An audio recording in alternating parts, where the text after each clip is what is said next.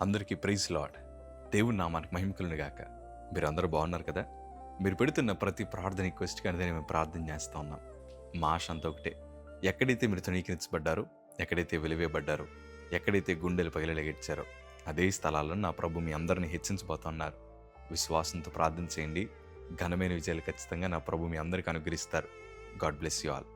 ఈరోజు ఈ వీడియో చూస్తున్న వీళ్ళు చాలామంది శోధనల మధ్యన ప్రయాణిస్తున్నారు కదా. చావు తప్ప మరొక పరిష్కారం లేదన్న అంటున్నారు.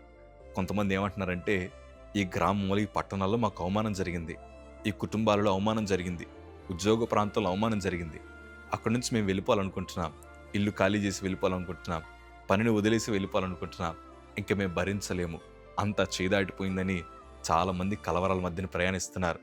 ప్రియ సంగమా, గుండెల మీద చేతులు వేసుకుని అనుభవంతో మాట చెప్తున్నాను. శోధనను కొంచెం ఓర్చుకోవడానికి ప్రయత్నం చేయండి. ప్రభువే మీకు ధైర్యం ఇస్తాడు.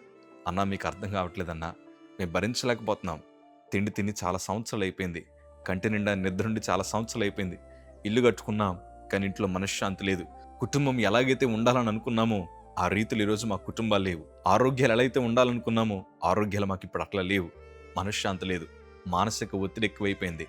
పోనీ ఒక్కరోజైనా శుభవార్తలు వింటామంటే అసలు ఒక్కరోజు కూడా మంచి వార్త మా బ్రతుకులో వినబట్టలేదే. అపజయాల వెనకాల అపజయాలు వస్తున్నాయి, కీడు వెనకాల కీడు వస్తుంది. ఇంక మేము తట్టుకోలేకపోతున్నాం. అసలు దేవుడు మమ్మల్ని ఎందుకు ఇంతగా పరీక్షిస్తున్నాడు? ఎందుకు ఇంత కఠినమైన శిక్షలు మాకెందుకు వస్తున్నాయి? తప్పు చేస్తున్న వాళ్ళు బాగానే బ్రతుకుతున్నారు కదా, అన్యాయం చేస్తున్న వాళ్ళు బాగానే బ్రతుకుతున్నారు. ఇగో మా కళ్ళ ముందర ఎంత దౌర్భాగ్య జీవితాన్ని జీవిస్తున్నారో వారే ప్రశాంతంగా బ్రతుకుతున్నారు. కానీ నీతి కోసం ఆకలి దప్పులు కలిగిన నేను, ప్రభు తప్ప మరొక ప్రపంచం లేదని ప్రభు వైపు చూస్తున్న నా బ్రతుకులో ఇంత భరించలేని శోధన ఎందుకు వస్తుంది? ఎందుకు నన్ను దేవుడు ఇట్లా నడిపిస్తున్నాడని చాలామంది ఎన్నో ప్రశ్నలు మమ్మల్ని అడుగుతున్నారు. ప్రియ సంగమా, అనుభవంతో చెప్తున్నాను, దేవుడు తన పిల్లలను ఎప్పటికీ విడిచిపెట్టే దేవుడు కాదు. ప్రభువే దిక్కని దేవుడిని ఆరాధిస్తున్నారు కదా, ఉపవాస దినములు చాటించి కుటుంబం అంతా కలిసి ప్రార్థిస్తున్నారు కదా. దేవా, నువ్వు తప్ప నాకు ఇంకొక దిక్కు లేదయ్యా అని ప్రభు పాదాల దగ్గర పడి ఏడుస్తున్న నీకు ఒక శుభవార్త ఏంటి తెలుసా? నువ్వు కార్చిన కన్నీటికి తగిన ప్రతిఫలాలు దేవుడిస్తాడు. ఈ శోధన మధ్యన దేవుడు ఎట్లాగైతే నిన్ను మలుచుకోవాలనుకుంటున్నాడో ఆ రీతిలో ఆయన నిన్ను తయారు చేసుకుంటున్నాడు. నువ్వు కలవరపడాల్సిన అవసరం లేదు. దేవుడు తగినంత శక్తిని నీకు ఖచ్చితంగా అనుగ్రహిస్తారు.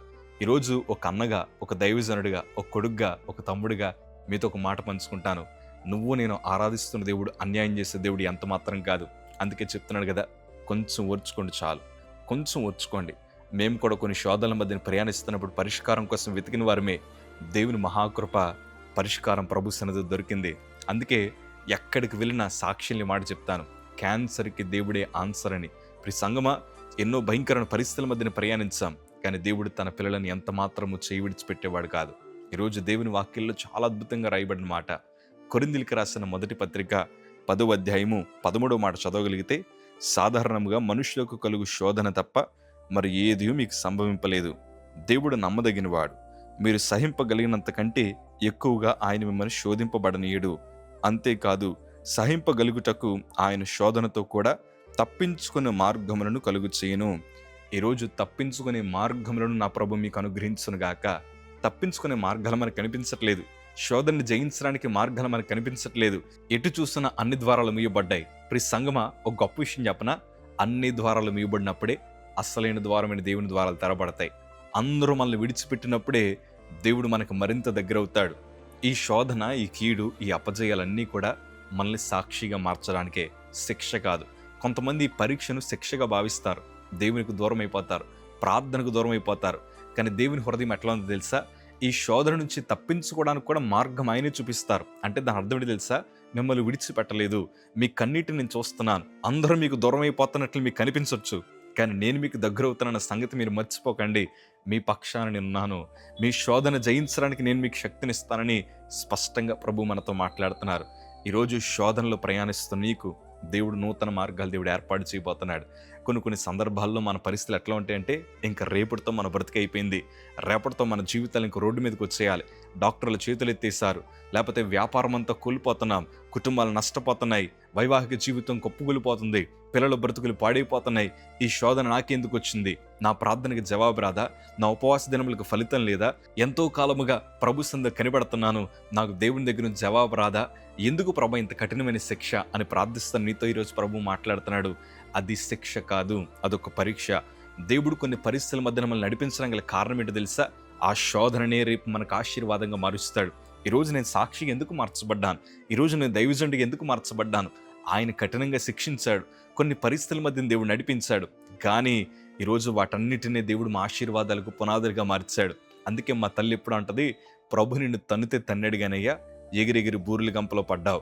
వాస్తవానికి చెప్పాలంటే ఆ క్యాన్సర్ రాకపోతే ఈరోజు ఇంత చక్కటి మార్గంలోని నడిచేవాడిని కాదేమో, అంత బలమైన దెబ్బ దేవుడు మమ్మల్ని కొట్టకపోయిందంటే ఇంత ఘనమైన పరిచయం మేము చేసేవాళ్ళము కాదేమో, అంత శోధన మధ్యన మేము ప్రయాణించకపోతే అసలైన దేవుడు ఎవరో నేను తెలుసుకునేవాడిని కాదేమో. ఈరోజు ప్రభు శక్తిని అనుభవించగలుగుతున్నాను, దేవుని ప్రేమను అనుభవించగలుగుతున్నాను. ఆ శోధనే నాకు మేలుకరంగా మార్చబడింది. మాకు అన్ని ద్వారాలు మూయబడ్డాయి, ఎందుకంటే ఇదే చేతులతో మేము సంతకాలు పెట్టాం. నేను చనిపోతే వైద్యులకు కానీ హాస్పిటల్ కానీ ఎట్లాంటి సంబంధం లేదని. దాని అర్థమేంటి తెలుసా? అన్ని ద్వారాలు మూయబడ్డాయి. మా చేతులు ఏమీ లేదయ్యా, మేము మందులు మాత్రమే ఇవ్వగలం, కానీ కార్యం జరిగించేది ప్రభు మాత్రమే అని వారందరూ చేతులు ఎత్తేగా మేము ప్రభు వైపు మా చేతులు చాపాం. గొప్ప కార్యం ఏంటి తెలుసా? ఆ శోధన మధ్యన పరిష్కారం దేవుడు మాకు అనుగ్రహించాడు. వాక్యం చదవడానికి దేవుడు అవకాశం ఇచ్చాడు, ప్రార్థించడానికి దేవుడు అవకాశం ఇచ్చాడు, పాటలు పాడుకోవడానికి దేవుడు అవకాశం ఇచ్చాడు. ఆ శోధన మధ్యన నాకు వైద్యం చేస్తున్నప్పుడు యేసు రక్తమే జయం అన్న మాట తప్ప ఇంకో మాట నా నోటంటే వచ్చేది కాదు. మా తల్లిగారు నాకు దేవుని కోసం ఎక్కువ చెప్పడం ప్రారంభించారు. ఇంకొక మాట చెప్పనా, నా శరీరానికి అసలు మత్తెక్కేది కాదు.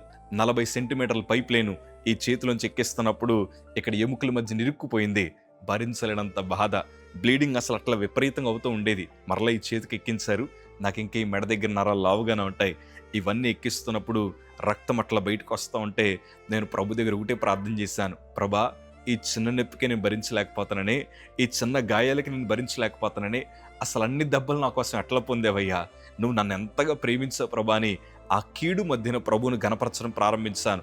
ఆ బాధల మధ్యన ప్రభువును గణపరచడం ప్రారంభించాను. ఈరోజు నేను గుండెల మీద చేతులు వేసుకొని చెప్పగలను, ఈరోజు నాకు కలిగిన కీడే, నాకు కలిగిన శోధనే అనేక మంది మధ్యన తలెత్తుకుని సాక్షిగా వాడబడ్డానికి దేవుడు కృప చూపించాడు. ఈరోజు నేను అంటాను కదా, నీకు ఎదురవుతున్న ప్రతి శోధన అది నీకు ఆశీర్వాదం కోసమే. అందుకే తొందరపడి ప్రభుని పల్లెత్తు మాట అన్నది సుమి. శోధన మధ్యన పలు రకాల మాటలు మన నోటంట వస్తూ ఉంటాయి. నన్ను ఎందుకు ఇలా శిక్షిస్తున్నావు ప్రభా, నన్ను ఎందుకు విడిచిపెట్టావు, నాకెందుకు ఇట్లా ద్రోహం చేస్తున్నావు, నా కుటుంబానికి ఎందుకు ఈ శిక్ష, నా ఒక్కడికి ఎందుకు ఇన్ని పరాజయాలు, నా ఒక్కదానికి ఎందుకు ఇన్ని అవమానాలని పలు రకాల మాటలు ప్రభుని అనకండి. ప్రభు మీతో చెప్తున్న మాట కొంచెం ఓర్చుకోండి చాలు. ఈ శోధన అంతటినీ కూడా ఘనమైన ఆశీర్వాదంగా ఖచ్చితంగా మీ బ్రతుకుల్లో మారుస్తాడు ఆయన. ఈరోజు ఎన్నో ఇబ్బందుల చేత ఈ వీడియో చూస్తున్నారు, ఓర్చుకోలేక ఏ రోజు నాకు చావు వస్తుందా, నేను చనిపోతే బాగుండని ప్రార్థిస్తున్న వారు కూడా ఉన్నారు. ఈ సంగమా, ధైర్యం తెచ్చుకోండి. దేవుడు మిమ్మల్ని ఎంత మాత్రం విడిచిపెట్టేవాడు కాదు. కొంతమంది భక్తిపరులు శోధనల మధ్యని ప్రయాణించారు, కానీ అన్నాడు, ప్రభా నాకెందుకు వచ్చింది బాధ అని ప్రశ్న వేయలేదు, కానీ ఓర్చుకున్నారు, భరించారు, ప్రభు దగ్గర కనిపెట్టారు. కోల్పోయిన వాటన్నిటికంటే రెండంతల ఆశీర్వాదాలు వారు పొందుకోగలిగారు. ఈరోజు అదే దేవుడిని మనం ఆరాధిస్తున్నాం గనక ధైర్యం తెచ్చుకోండి.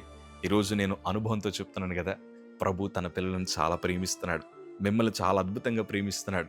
ఒక ప్రేయర్ రిక్వెస్ట్ మీరు నా దగ్గర రాస్తేనే నేను చూసి వాటిని చదివి మీకోసం ప్రార్థిస్తున్నానే, ఎంతో విశ్వాసంతో గదిలో పడి ఏడుస్తూ మీరు ప్రార్థిస్తున్నారు కదా.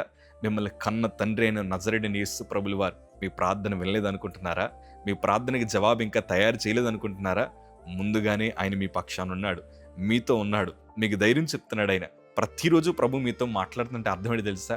మీరు నష్టపోవడం నా ప్రభుకి ఇష్టం లేదు, మీరు వెనుకడుగు వేయడం నా ప్రభుకి ఇష్టం లేదు, మీరు ఓడిపోవడం నా ప్రభుకి ఇష్టం లేదు. ఈరోజు బహుశా ఈ వీడియో మీరు చూస్తున్నారంటే కారణం ఏంటి తెలుసా? ప్రభు ఏదో ఒక రీతిలో మిమ్మల్ని ధైర్యపరచాలని ప్రభు కోరుకుంటున్నాడు. ప్రియ సంగమా, కొంచెం ఓర్చుకోండి చాలు. నేను అనుభవించిన సంతోషం కంటే మరింత రెట్టింపు సంతోషాన్ని మీరు అనుభవించబోతున్నారు. ఈరోజు కన్నీరు కారుస్తున్నారా? రేపు ఆనంద బాష్పాలు కురిపించి సాక్ష్యాలు దేవుడు అనుగ్రహించబోతున్నాడు. ధైర్యంగా ఉండండి. ఎన్నో విషయాలు నష్టపోయారు కదా, ఆ నష్టాన్నంతా ప్రభు భర్తీ చేయబోతున్నాడు. ఎంతోమంది వేలెత్తి చూపి మిమ్మల్ని అవమానించారు కదా, వారందరి నోటంటనే ఘనమైన సాక్ష్యాలు దేవుడు వినిపించబోతున్నాడు. ధైర్యంగా ఉండండి. God bless you all.